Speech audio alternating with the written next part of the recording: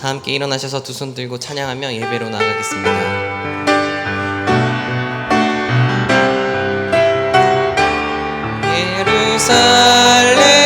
예루살렘아 여호와를 찬송할지어다. 내 하나님을 감사함으로 그 앞에 나가며 주임제 앞에 경배해. 예루살렘아 여호와를 찬송할지어다. 내 하나님을 감사함으로 그 앞에 나가며 주임제 앞에 경배해. 손을 내리시고 한 목소리로 우리의 신앙을 고백하겠습니다. 전능하사 천지를 만드신 하나님 아버지를 내가 믿사오며 그 외아들 우리 주 예수 그리스도를 믿사오니 이는 성령으로 잉태하사 동정녀 마리아에게 나시고 본디오 빌라도에게 고난을 받으사 십자가에 못 박혀 죽으시고 장사한 지 사흘 만에 죽은 자 가운데서 다시 살아나시며 하늘에 오르사 전능하신 하나님 우편에 앉아 계시다가 저리로서 산자와 죽은 자를 심판하러 오시리라. 성령을 믿사오며 거룩한 공예와 성도가 서로 교통하는 것과 죄를 사해 주시는 것과 몸이 다시 사는 것과 영원히 사는 것을 믿사옵나이다. 아멘. 자리에 앉으셔서 찬송가 304장으로 하나님께 찬송 올려드리겠습니다.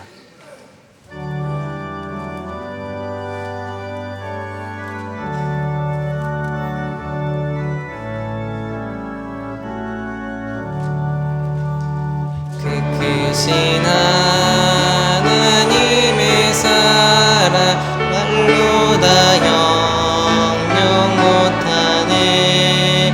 저 높고 높은 별을 넘어 이 낮고 낮은 땅 위에 죄범한 영혼 구하려 그 아들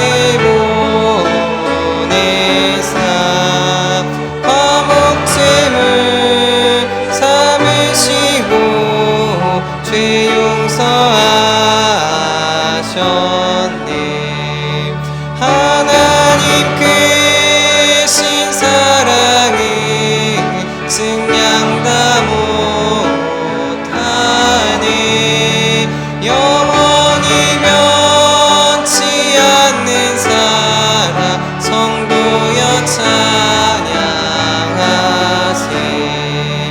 괴로운 시절 지나가고 땅 위에 영화 쇠할 때 주 믿지 않던 영혼들은 큰 소리 외쳐 울어도 주 믿는 성도들에게 큰 사랑 베푸사 우리의 죄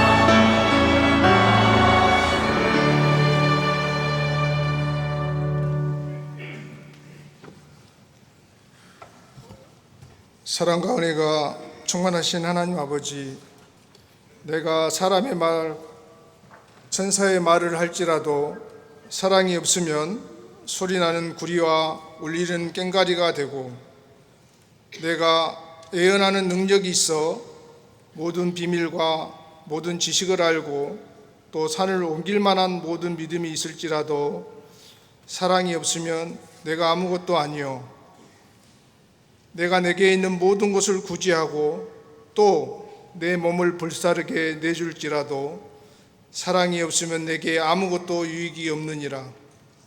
사랑은 오래 참고, 사랑은 온유하며 시기하지 아니하며, 사랑은 자랑하지 아니하며 교만하지 아니하며 무례히 행치 아니하며 자기 유익을 구하지 아니하며 성내지 아니하며 악한 것을 생각하지 아니하며 불의를 기뻐하지 아니하며 진리와 함께 기뻐하고 모든 것을 참으며 모든 것을 믿으며 모든 것을 바라며 모든 것을 견디는 은혜의 동산 식구 되기를 간구합니다.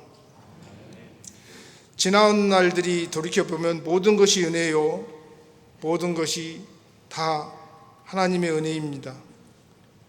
이 무더위가 있고 과일이 익어가듯이 또 곡식이 익어가듯이 우리가 더 성숙해지는 신앙인이 되기를 원합니다. 정말 모든 시련이 있습니다. 우리에게 견딜 만한 힘이 있기를 주님의 이름으로 간구합니다. 하나님, 우리 7번째 분리개척을 하는 윤시원 목사님과 또 기도로 준비하는 성도들에게 힘과 은혜를 내려주시기를 원합니다. 오늘 또한 예배를 위해서 기도합니다. 설교하는 목사님에게 성령의 교통하심이 설교를 듣는 성도들에게 들을 수 있는 길을 열어주시기를 원합니다. 올여름 우리 교회에서 모든 행사 가운데 하나님께서 안전과 보호하심이 있기를 간구하옵니다. 하나님, 또 공동체 안에 우리 이해와 질서가 있기를 원합니다. 서로를 더 나보다 나은 사람으로 여기고 서로를 존중해 주는 저희들이 되기를 우리 주 예수 그리스도의 이름으로 간구합니다.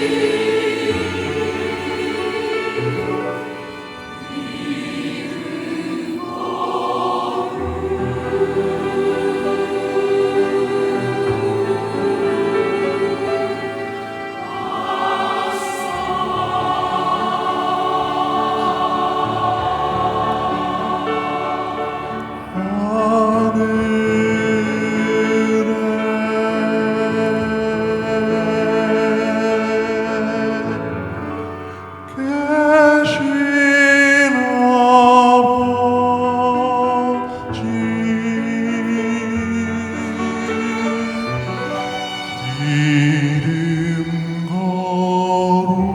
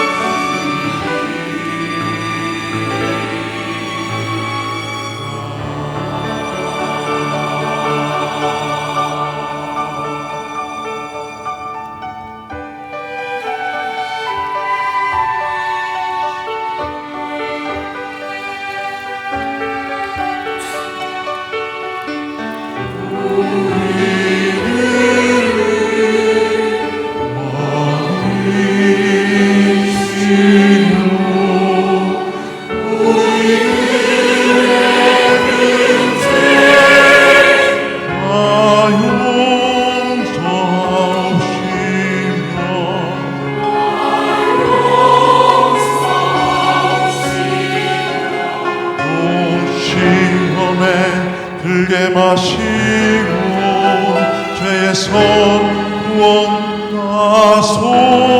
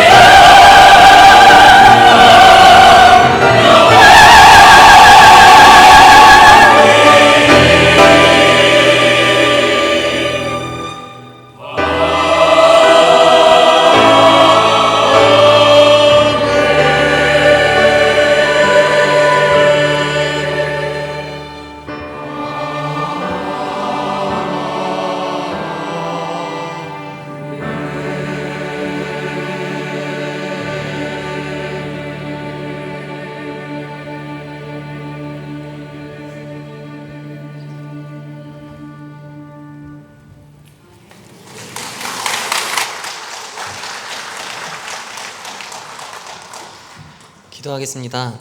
사랑의 하나님 아버지, 오늘 우리가 가지고 누리고 있는 모든 것들이 다 하나님께서 주신 것임을 고백하며 하나님께 귀한 예물 올려드립니다. 하나님 기쁘게 받아주시옵소서.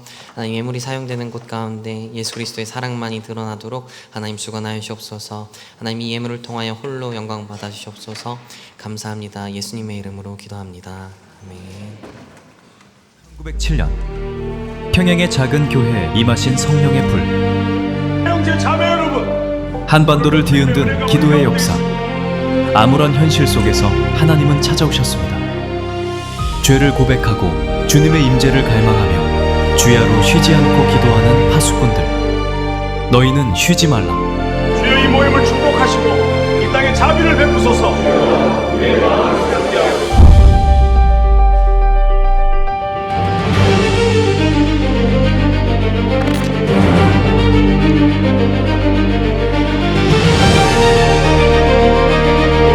2026년 하나님은 지금도 찾고 계십니다. 잠잠하지 않는 사람, 하나님의 나라를 소망하는 사람, 하나님을 기억하게 하는 이 시대의 파수꾼. 골방의 기도가 다시 흐르게 하소서. 작은 물줄기를 모아 기도의 강물이 되게 하소서. 기도의 불씨가 한반도를 기덥게 하소서. 쉬지 않겠습니다. 멈추지 않겠습니다. 복음의 증인, 기도로 서는 교회. 2020년 7.14 연합기도대성회 7월 17일부터 18일까지 잠실학생체육관. 우리 모두 함께합시다.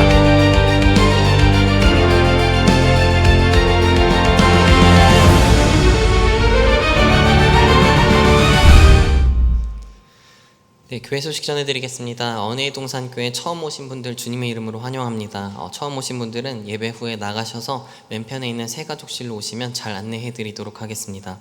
7.14 연합기도 대성회 참가 신청 광고입니다. 7월 18일 서울 잠실체육관에서 있습니다. 신청 기한은 오늘 오후 1시까지입니다. 문의는 이상원 목사님께 해주시면 됩니다. 식당 방학 광고입니다. 7월 26일부터 8월 30일까지 식당 방학을 합니다. 안수집사회 정기모임 광고입니다. 오늘 오후 6시에 비전센터 4층 새가족교육실에서 안수집사회 정기모임이 진행됩니다. 대상은 1, 2, 3 교구 기존 및 신임 안수집사입니다. 문의는 김종수 집사님께 해주세요. 운동 및 커트 미용 봉사 광고입니다. 7월 18일 오전 9시 30분에 하나제알 요양원에서 미용 봉사가 있습니다. 문의는 라은경 집사님께 해주세요. 교역자 동정입니다. 이승범 목사님 7월 13일부터 18일까지 휴가이십니다. 이번 주 식당봉사, 다음 주 식당봉사는 반성마을입니다. 청소봉사는 축복마을입니다. 이제 담임 목사님 나오셔서 입교 진행해 주시겠습니다.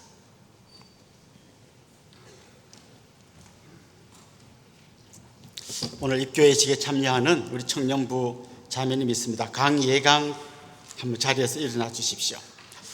입교는 어릴 때 부모님의 신앙 고백으로 유아 세례를 받은 이후에 장성한 담 자신이 신앙 고백하면서 이제 세례와 같은 효력을 갖게 되는 예식입니다.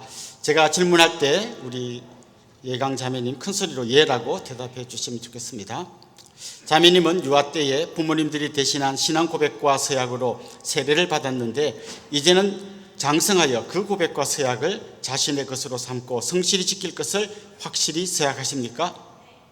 자매님은 하나님 앞에서 죄인이기 때문에 당연히 멸망받아 마땅하나 하나님의 자비하심으로 구원에 이른 소망의 사람이 된 것을 분명히 인정하십니까? 자매님은 주 예수 그리스도께서 하나님의 아들 되심과 죄인의 구주 되시는 줄을 믿으며 앞으로 그 예수님만 따르면서 살 것을 서약하십니까? 자매님은 앞으로 성령님의 은혜만 의지하고 그리스도의 말씀을 따르면서 살 것을 서약하십니까? 한 번 더 묻겠습니다. 자매님은 교인으로서 의무와 권리를 옳게 행하고 교회의 지도에 복종하며 교회 화평을 이루고 덕을 세우는 데 힘쓸 것을 서약하십니까? 네, 기도하겠습니다. 하나님 아버지, 우리 하나님께서 택하시고 하나님의 자녀 삼으신 귀한 자매님, 우리 강예강 자매님이 이제 입교 예식에 참여하게 되었습니다. 하나님 앞과 여러 청중들 앞에서 고백한 신앙이 일평생 흔들리지 않게 하여 주시고 믿음의 반석 위에 굳게 서서 하나님과 동행하는 복된 삶 살게 하여 주옵소서. 지혜와 명철을 주시고 영육간의 강건함을 다해 주시고 인생길 가운데 우리 하나님께서 늘 동행하여 주시옵소서. 감사하고 예수님의 이름으로 축복하며 기도하옵나이다. 아멘. 이제 제가 공포하겠습니다. 강예강, 하나님과 온 회중 앞에서 그 신앙을 따라 성실히 서약하였으므로 대한예수교 장로의 은혜의 동산교회 입교 교인 된 것을 성부와 성자와 성령의 이름으로 공포하노라. 아멘. 박수 한번 주십시오. 앞으로 한번 나오세요. 우리 성도님들을 바라봐 주시고 우리 같이 한번 축복하겠습니다. 당신은 하나님의 은혜 안에 있는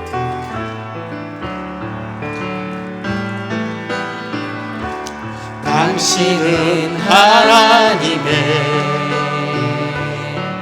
언약 안에 있는 축복의 통로,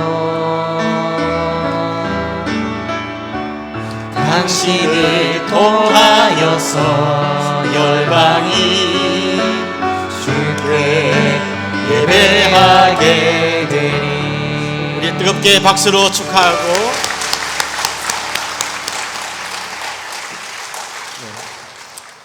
감사합니다. 이제 우리 하나님의 말씀을 같이 찾도록 하겠습니다.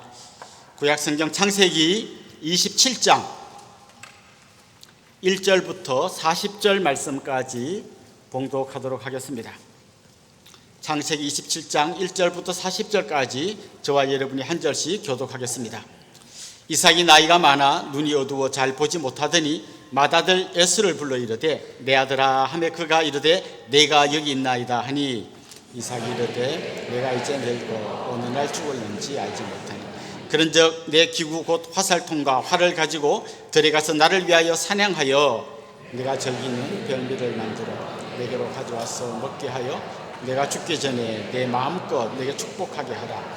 이삭이 그의 아들 에서에게 말할 때에 리브가가 들었더니 에서가 사냥하여 오려고 들로 나가매 리브가가 그의 아들 야곱에게 말하여 이르되 네 아버지가 내 형 에서에게 말씀하신 것을 내가 들으니 이르시기를 나를 위하여 사냥하여 가져다가 별미를 만들어 내가 먹게 하여 죽기 전에 여호와 앞에서 내게 축복하게 하라 하셨으니 그런즉 내 아들아 내 말을 따라 내게 명하는 대로 염소떼에 가서 거기서 좋은 염소 새끼 2마리를 내게로 가져오면 내가 그것으로 내 아버지를 위하여 그가 즐기시는 별미를 만들리니 내가 그것을 내 아버지께 가져야겠어 그가 죽기 전에 축복하기 위하여 섭수시게 하라. 야곱이 그 어머니 리브가에게 이르되 내 형 에서는 털이 많은 사람이요 나는 매끈매끈한 사람인즉 아버지께서 나를 만지실 텐데 내가 아버지의 눈에 속이는 자로 보일지라 복은 고사하고 저주를 받을까 하니 어머니가 그에게 이르되 내 아들아 너의 저주는 내게로 돌리리니 내 말만 따르고 가서 가져오라.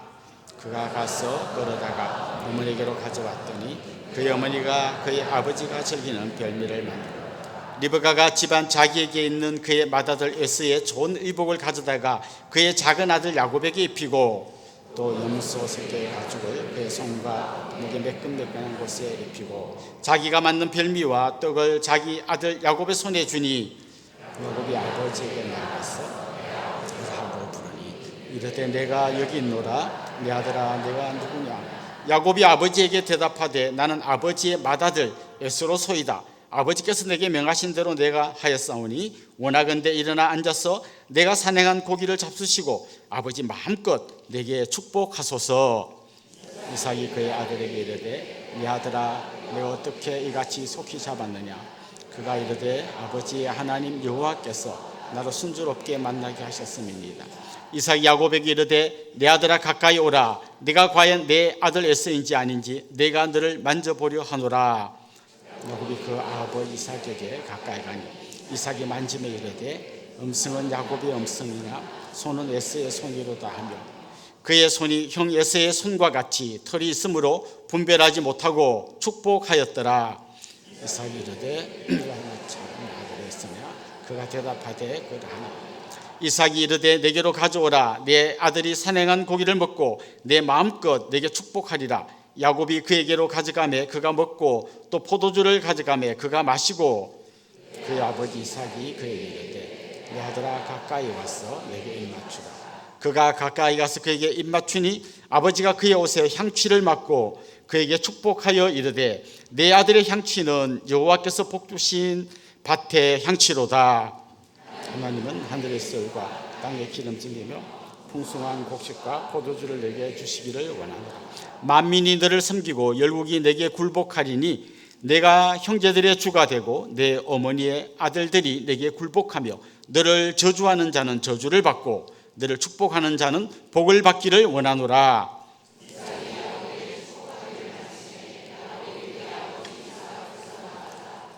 그 형 에서가 사냥하여 들어온지라. 그가 별미를 만들어 아버지에게로 가지고 가서 이르되 아버지여 일어나서 아들이 산행한 고기를 잡수시고 마음껏 내게 축복하소서. 그의 아버지 이삭이 그에게 이르되 너는 누구냐. 그가 대답하되 나는 아버지 아들 곧 아버지의 맏아들 에스로소이다. 이삭이 심히 크게 떨며 이르되 그러면 산행한 고기를 내게 가져온 자가 누구냐. 내가 오기 전에 내가 다 먹고 그를 위하여 축복하였은즉 그가 반드시 복을 받을 것이니라. 그래서 그의 아버지의 말을 듣고 소리질러 이르되 내 아버지여 내게 축복하소서. 내게도 그리하소서. 이삭이 이르되 내 아우가 와서 속여 내 복을 빼앗았도다. 에스가 이르되 합당치니까 그가 나를 속임이 이것이 두 번째니이다. 전에는 나의 장자의 명분을 빼앗고 이제는 내 복을 빼앗았나이다. 또 이르되 아버지께서 나를 위하여 빌 복을 남기지 아니하셨나이까. 이삭이 에서에게 대답하여 이르되 내가 그를 너의 주로 세우고 그의 모든 형제를 내가 그에게 종으로 주었으며 곡식과 포도주를 그에게 주었으니 내 아들아 내가 내게 무엇을 할 수 있으랴. 에서가 아버지에게 이르되 아버지가 빌 복이 하나뿐이리까 내 아버지여 내게 축복하소서. 내게도 그리하소서 하고 소리를 높여오니 그 아버지 이삭이 그에게 대답하여 이르되 내 주소는 땅의 기름짐에서 멀고 내리는 하늘 이슬에서 멀 것이며 너는 칼을 믿고 생활하겠고 이를 내 복에서 떨쳐버리라 하였더라. 아멘.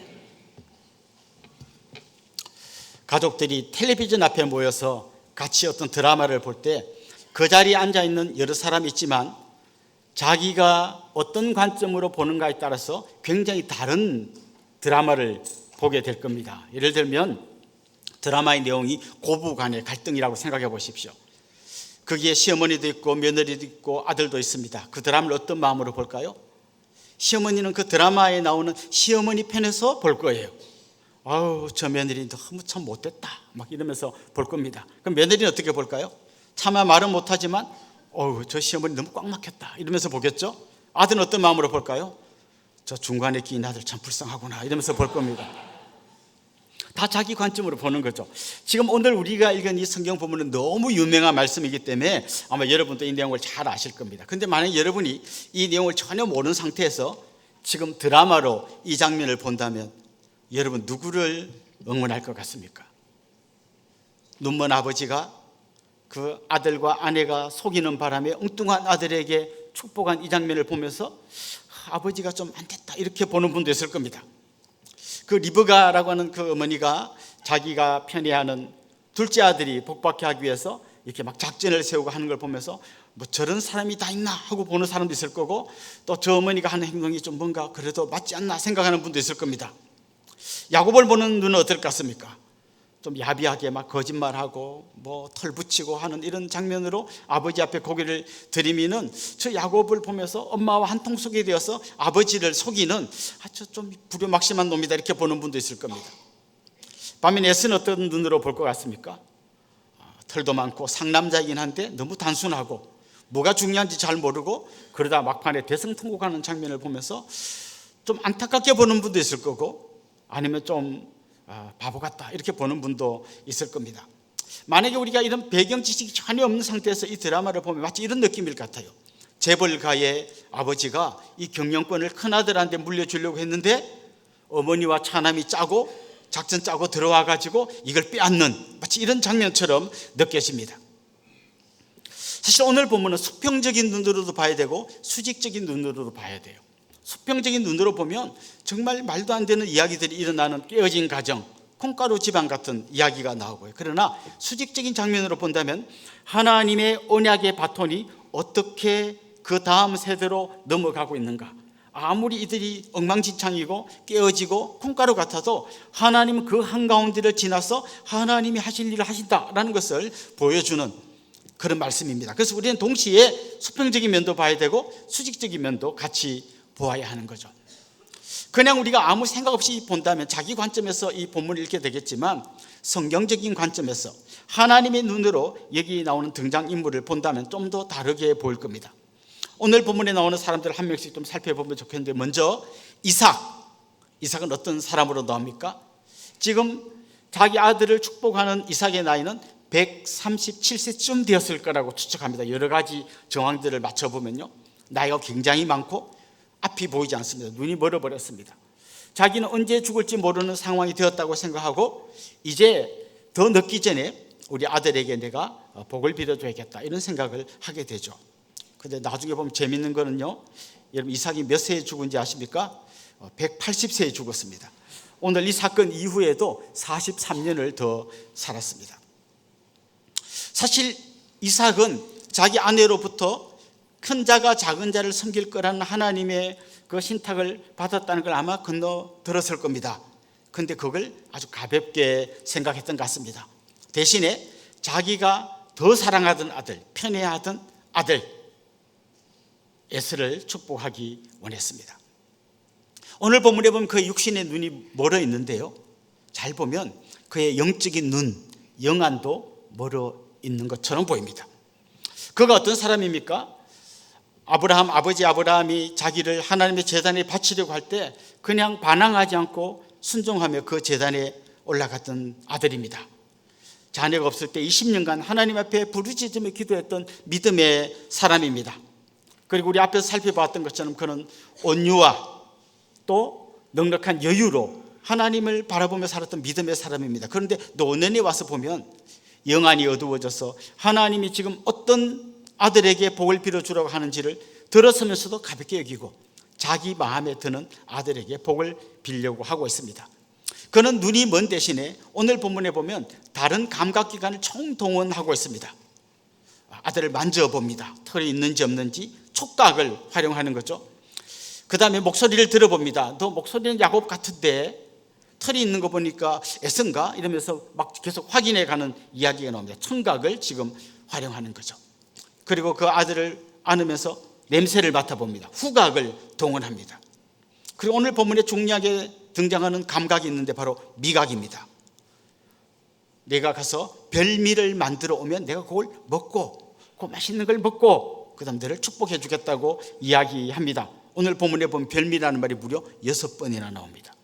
그러니까 지금 이 이삭의 모습을 잘 살펴보면 그는 모든 감각기관을 총동원하지만 정작 영안이 닫혀 있다는 걸 알게 됩니다. 사실 우리가 이 이삭의 함정에 빠질 위험이 굉장히 많습니다. 우리 현대인들은 자기 눈으로 보고 만지고 듣고 그 다음에 자기가 경험한 이걸 갖고 모든 행동을 할 때가 많습니다. 감각적인 쾌락, 맛난 음식, 듣고 싶은 소리, 이런 걸 따라다니면서 사는 것처럼 보입니다. 그런데 중요한 건요, 우리 영적인 눈이 열려 있어야 한다는 거예요. 그래서 하나님이 뭘 원하는지, 하나님의 뜻이 뭔지를 알면서 살아가야 우리가 엉뚱한 결론에 다다르지 않는다는 거죠. 그런데 이상 결국 하나님의 뜻을 거스르고 자기 뜻을 관철시키려고 합니다. 그러다가 나중에 자기가 엉뚱한 아들에게 축복했다는 걸 알고 난 다음에 오늘 본문에 보면 그가 벌벌 떨고 있습니다. 왜 벌벌 떨었을까요? 자신의 영적인 상태가 이렇게 영안이 닫혀 있다는 걸 느껴서나마 깨달은 거죠. 그리고 하나님의 절대 주권, 하나님은 자기가 하고자 하는 일을, 우리가 아무리 이상한 짓을 해도 기어이 하나님은 자기 일을 해내시는구나. 그 하나님의 일하심 앞에서 압도돼서 전율하고 있는 겁니다. 그리고 내가 잘못 축복했기 때문에 취소 이렇게 말하지 않고 오늘 본문에 보면 그가 반드시 복을 받을 것이다. 왜요? 그는 알고 있었거든요. 원래 이 아들이 복을 받아야 될 아들이라는 걸 알고 있었기 때문입니다. 두 번째로 좀 살펴볼 사람은 리브가입니다. 리브가는 하나님의 약속을 믿고 있었습니다. 큰 자가 작은 자를 섬길 거다. 그 약속을 믿고 있었고, 그래서 당연히 둘째 아들 야곱이 복을 받아야 한다고 생각했습니다. 그러나 사실 그게 전부는 아니었습니다. 리브가는 야곱을 더 사랑했습니다. 아버지는 에서를 더 사랑하고 어머니는 야곱을 더 사랑하고, 이 가정 안에 있는 뭔가 이상한 기운이 막 느껴지지 않습니까? 서로 다른 아들을 편애하는 부모의 모습이 있습니다.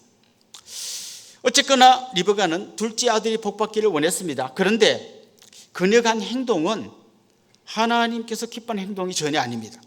그녀는 분명히 하나님의 뜻이 무엇인지 알았지만 그걸 이루려고 하는 과정이 엉터리였습니다. 거짓말을 한 거죠. 거기다 뭐 털을 붙이고 아버지한테 거짓말하고 염소를 잡아다가 산행한 거라고 갖다 바치라고, 이 모든 작전을 짠 사람이 리브가입니다. 아무리 목적이 좋아도 과정이 잘못되면 이건 잘못된 거라고 얼마 전에도 한 말씀 드렸죠. 성경을 읽기 위해서 촛대를 훔쳐도 되나?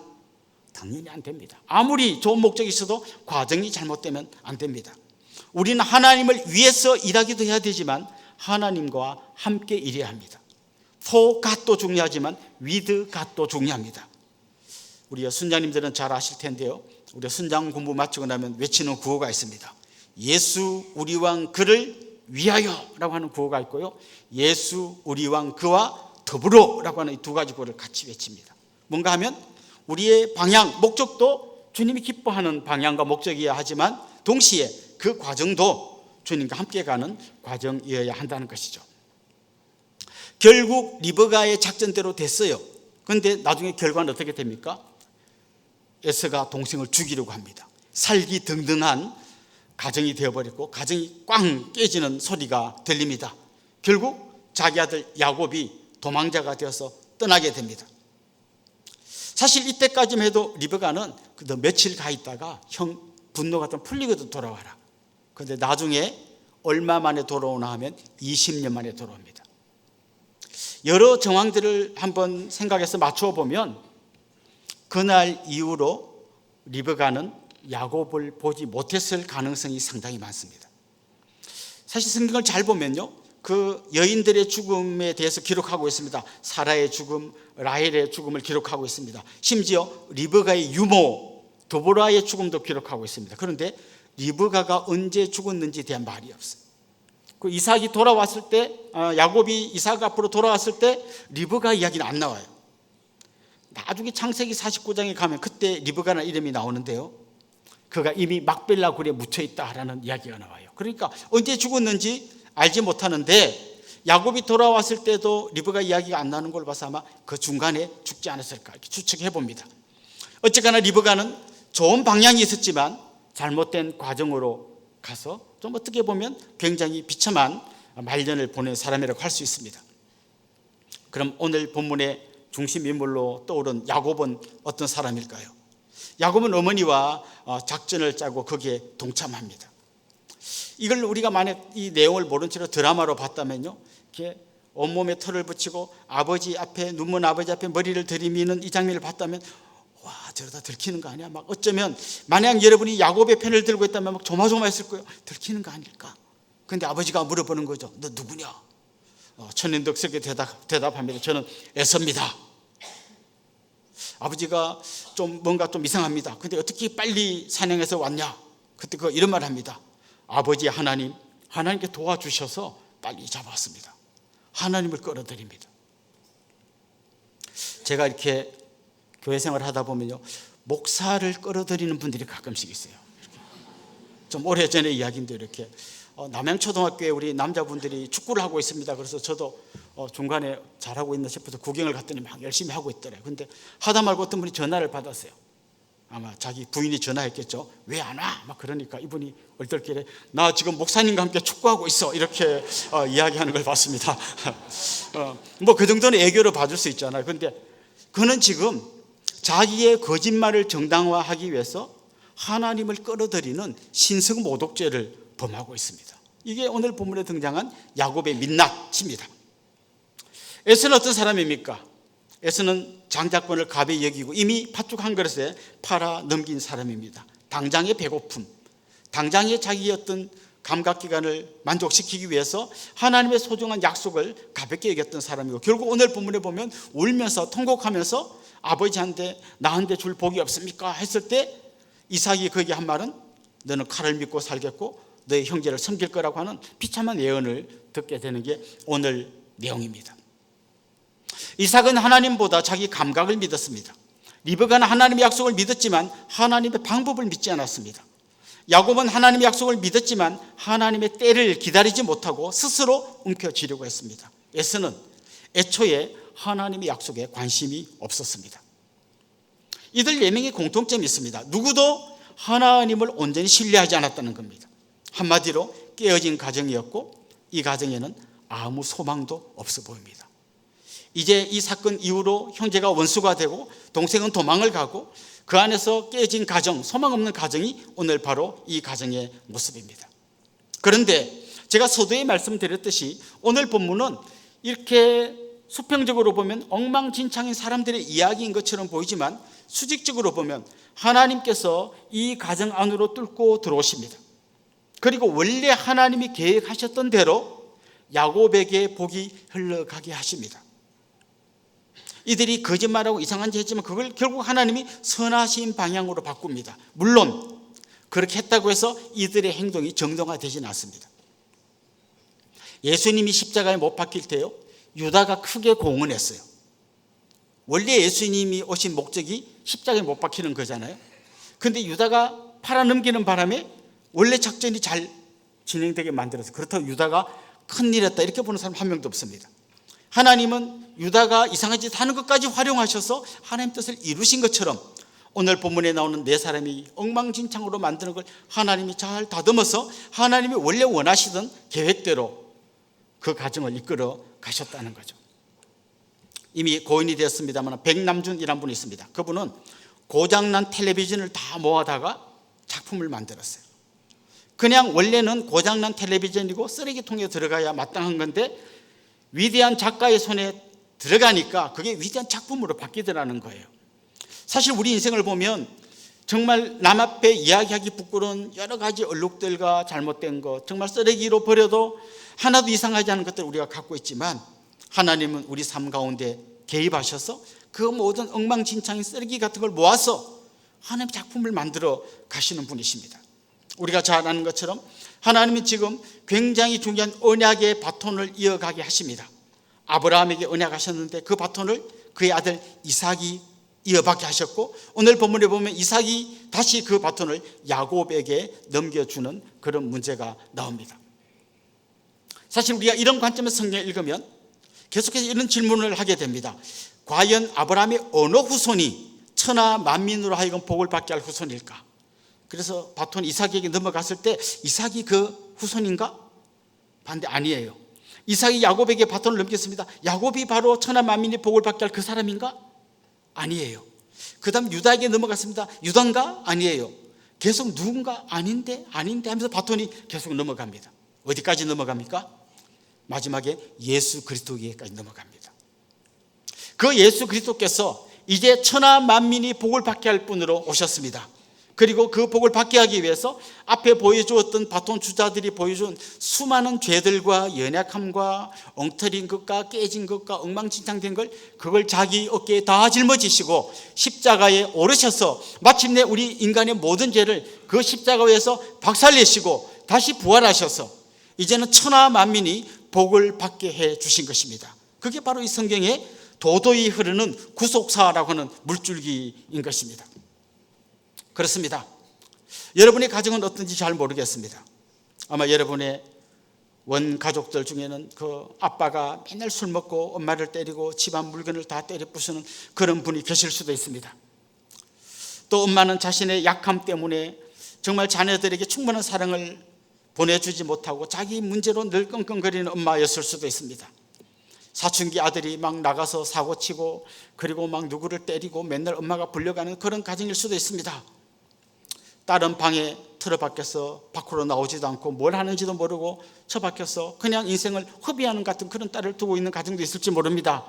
정말 여기 있는 우리 가족들의 문제를 하나하나 이야기하자면 어쩌면 야곱의 가정 못지않게 우리들 가정에도 많은 문제들이 있을 겁니다. 그 문제들을 수평적으로 돌아보면 우리에게는 사실 소망이 없는 것처럼 보여요. 그러나 여러분 기억하십시오. 하나님이 여러분의 가정 한복판으로 들어오시는 순간 우리 가정이 전혀 다른 가정으로 변할 수 있습니다. 하나님이 여러분의 가정에서 일하기 시작할 때, 그리고 한 분 한 분이 하나님 한 분을 나의 왕으로 모시기 시작할 때 여러분 가정 속에 작은 변화가 일어나기 시작할 것이고, 끝까지 그렇게 간다면 여러분의 가정이 작은 천국을 이루게 될 줄로 믿습니다.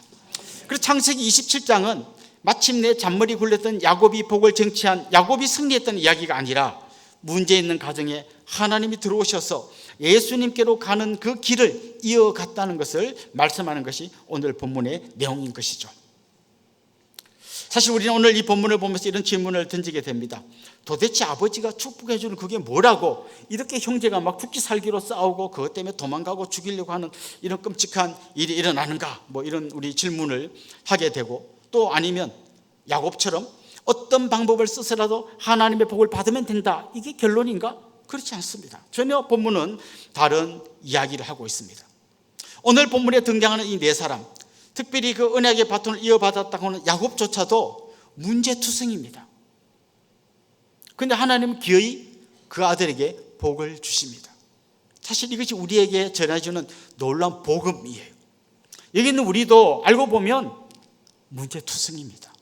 여전히 죄인이고 정말 하나님 앞에 당당히 설 수 없는 수많은 문제들을 갖고 있는 사람입니다. 그런데 하나님은 문제투성인 야곱에게 복을 주셨던 것처럼 문제투성이고 여전히 죄인인 우리에게 놀라운 복을 주십니다. 그 복이 뭡니까? 하나님의 자녀가 되는 복입니다.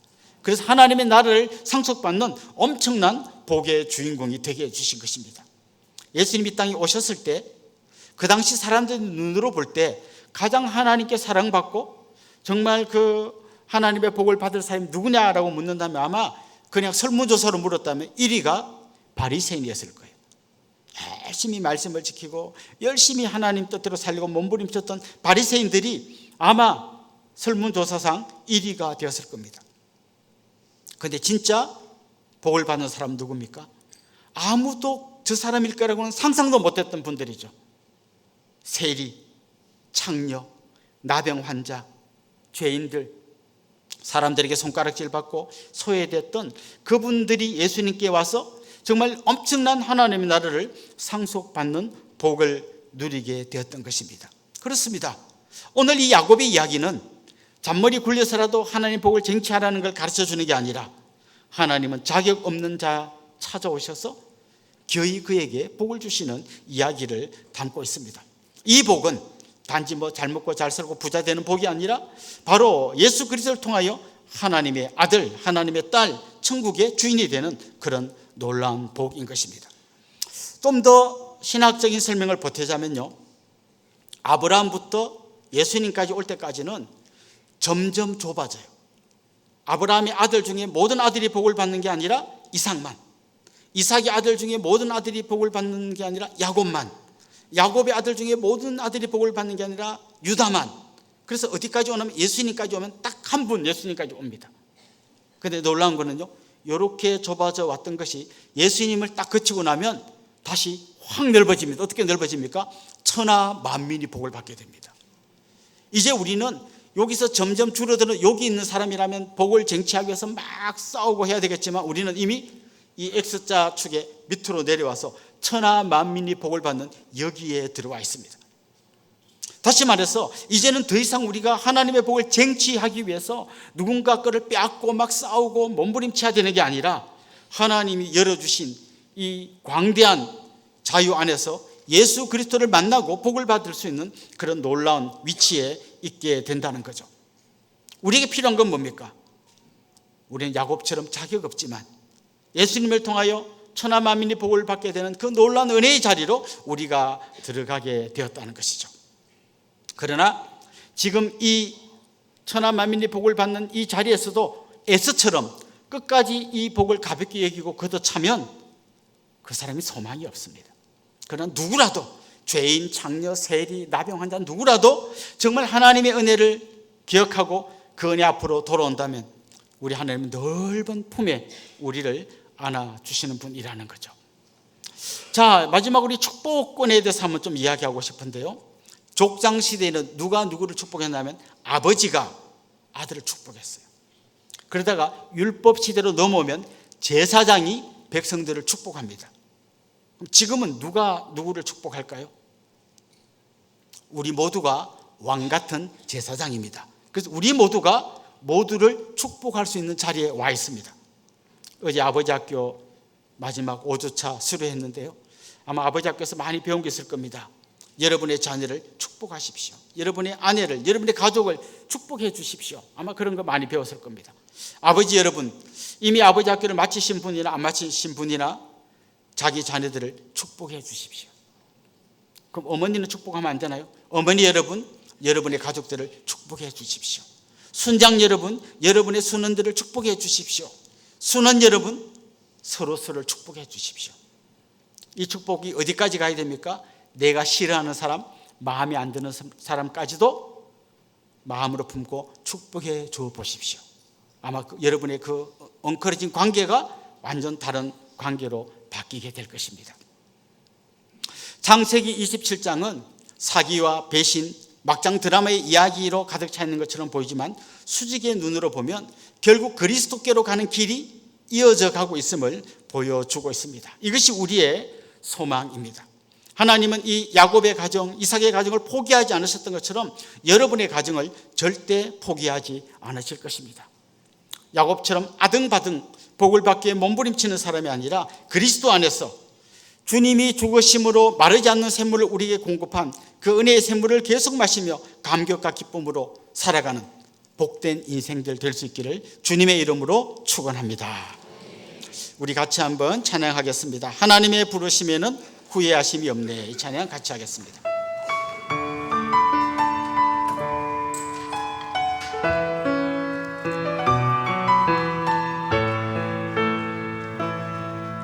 하나님의 부르심에는 후회하심이 없네. 내가 이 자리에 선 것도 주의 부르심이라. 하나님의 부르심에는 결코 실수가 없네. 나를 부르신 하나님의 신실하심을 믿네. 작은 나를 부르신 뜻을 나는 알 수 없지만 오직 감사와 순종으로 주의 길을 가리라. 때론 내가 연약해져도 주님 날 도우시니 주의 놀라운 그 계획을 나는 믿으며 살리. 날 부르신 뜻 내 생각보다 크고 날 향한 계획 나의 지혜로 측량 못하나 가장 좋은 길로 가장 완전한 길로 오늘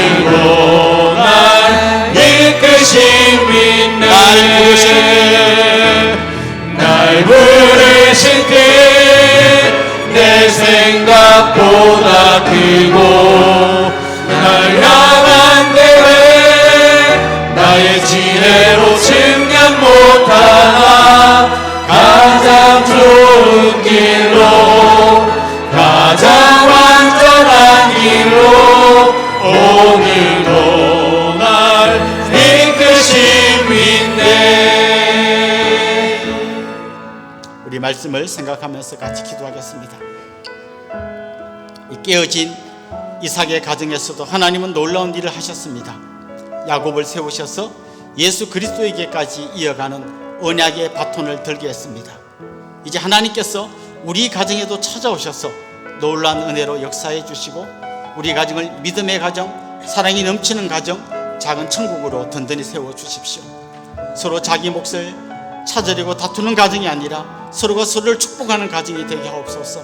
천하 만민에게 복을 주시는 예수 그리스도의 은혜가 우리를 통해서 가정으로, 교회로, 직장 가운데로 흘러가게 하옵소서. 세상을 축복하는 믿음의 사람으로 든든히 세워 주옵소서. 우리 이런 제목을 한번 합심해서 통성으로 기도하겠습니다. 살아계신 우리 하나님 아버지, 크신 은혜와 내 생각보다 크고 날 향한 계획 소망을 가정, 나의 정말 답이 보이지 증명 못하나 가장 좋은 길로 예수부터 이어지는 가장 완전한 길로 오늘도 사랑 우리 성도의 과정을 기억하여 이끄심이 내가 힘들고 어려움이 눈물을 흘리며 날 부르신 내 생각보다 크고 하나님 일하시는 날 향한 계획 나의 지혜로 생각 못하나 가장 좋은 길로 하나님의 은혜를 흘려보내는 귀하게 가정으로 든든히 세워 주시옵소서. 하나님 아버지, 우리가 정말 사랑하는 가족들을 축복할 뿐만 아니라 사랑하는 교회 성도들을 축복하는 것들을 위하여 그 나아가 온 세상을 향하여 하나님의 은혜를 흘려보내고 정말 내가 힘들어하는 사랑 가족들을 축복할 수 있는 강력한 주님의 백성들이 되게 하여 주옵소서. 오늘도 기도하는 성도들을 통하여 가정들이 회복되게 하여 주옵소서. 하나님 아버지의 기도 안에서 하나님의 놀라운 은혜가 흘러가고 은혜 위에 은혜를 더하여 주시옵소서. 이끄심 믿네. 하나님 아버지, 깨어진 이삭의 가정에 들어가셔서 그 가정을 새롭게 하시고 언약의 바톤을 이어가는 귀한 가정으로 회복시켜 주셨던 것처럼 하나님, 여기 있는 모든 성도님들의 가정에 주님 임재하여 주옵소서. 하나님, 그 가정을 다스려 주시옵소서. 모든 상처와 아픔이 치유되게 하여 주시고 서로 사랑하고 존경하고 서로를 축복하는 귀한 믿음의 가정이 되어서 그 가정 가운데 임한 하나님의 은혜가 이웃 가운데로, 교회 가운데로 흘러갈 수 있도록 주님 도와 주시옵소서. 감사하고 예수님의 이름으로 기도드리옵나이다. 아멘. 이제 저를 잠깐 주목해 주시면 좋겠습니다. 같이 좀 축하하고 또 환영하면 좋겠는데요. 지난주가 생일이었던 분 한번 손 들어 볼까요? 지난주가 생일이었습니다. 이런 분 한번 자리에서 한번 일어나 봅시다. 네, 저 뒤에 계십니다. 또요, 일어나시죠. 손 드신 분. 네, 같이 한번 우리 축하합시다. 네, 용기를 내서 일어나시죠. 지난주가 결혼기념일이셨던 분, 그런 분도 한번 용기 내셔서 한번 일어나셔서 축복을 받아봅시다. 혹시 오늘 우리에게 처음 오신 분, 등록하기를 원하는 분, 그런 분도 한번 일어나시면 같이 환영하도록 하겠습니다. 네, 우리 이분들 주님의 이름으로 환영하고 또 축하하도록 하겠습니다. 아주 먼 옛날,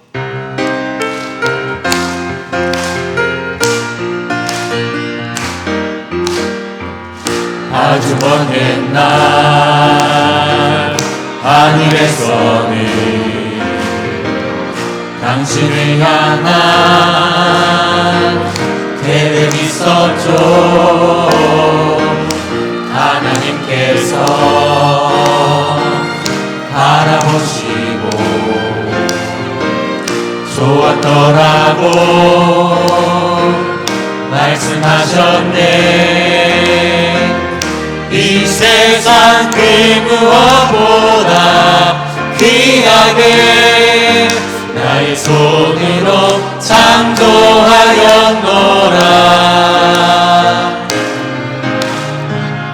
내가 너로 인하여 기뻐하노라.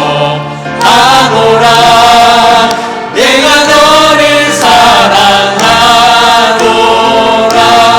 사랑합니다. 축복합니다. 사랑해요.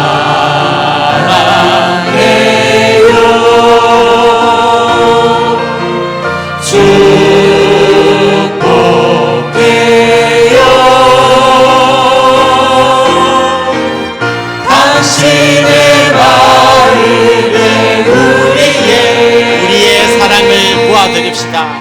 사랑을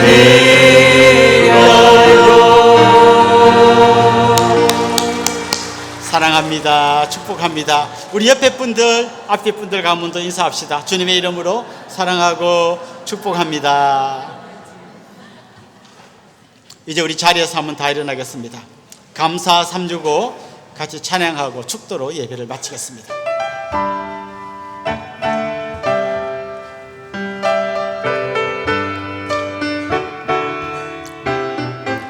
오늘 우리를 이곳에 두신 특별한 하나님 계획 함께 하심에 그 무엇도 감사로 고백해요.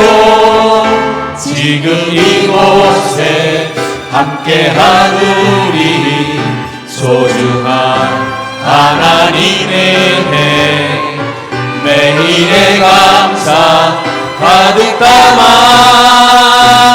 그 소리로 선포해요. 여호와께 감사하라.